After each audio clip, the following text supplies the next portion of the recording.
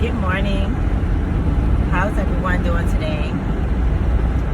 Welcome back to my channel, Deliberate Disinclusion.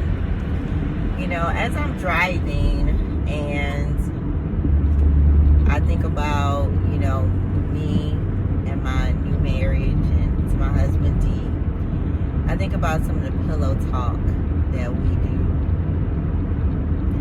And I think about, some of the past relationships that I've had. And pillow talk is very important when it comes to relationships, because it shows that, first of all, that you're in the same bed, and then second of all, it's growing that bond between you and your significant other.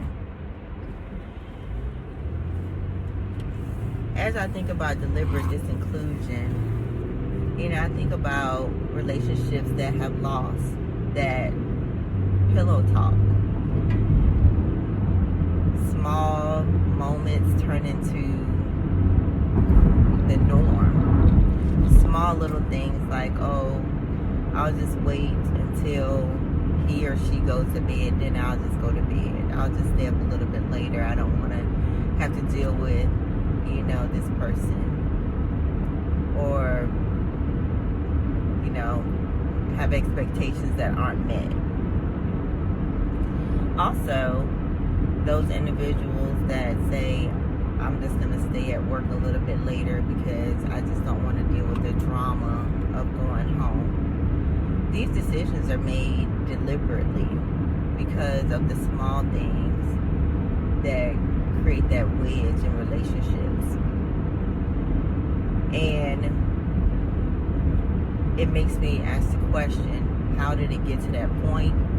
And what has made it so bad that you deliberately make that decision to stay up a little bit later, not go to bed together, or stay at work later? It gets away from the opportunity to do that little pillow talk that builds that bond. When I think about it, those small things start leading to bigger things. Oh, I'm not gonna, I'm gonna look at this person's schedule, my spouse's schedule, and I'm gonna deliberately schedule things when I know that they're not available. Relationships don't work that way. If you feel that you have gotten to that point where that space between you is getting bigger and bigger and there's no longer any pillow talk, you gotta go back and figure out why. How did it get to that point? And are you gonna do anything deliberately to try to fix it? Deliberate disinclusion in a relationship makes people not only feel lonely, but alone. And when you get into a relationship, no one ever sees himself in a relationship alone or feeling lonely. So whether you're the male or the female, husband, wife, significant other, whatever your title is, if you feel this way in your relationship, take some deliberate actions. Figure out how you got to that point. Ask yourself, what is it that I need to do, or what is it that I'm willing to do to get us back on the right track?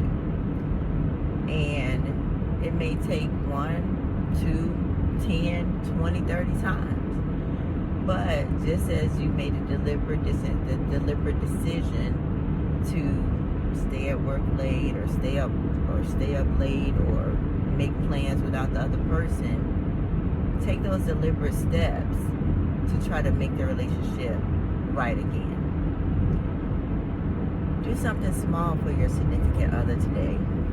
Do something deliberate today that makes them know that they're seen, not just through actions, but through words, and not just through words, but through actions. That combination seems to work a little bit better. So, have a great day, and be deliberate in a good way on purpose.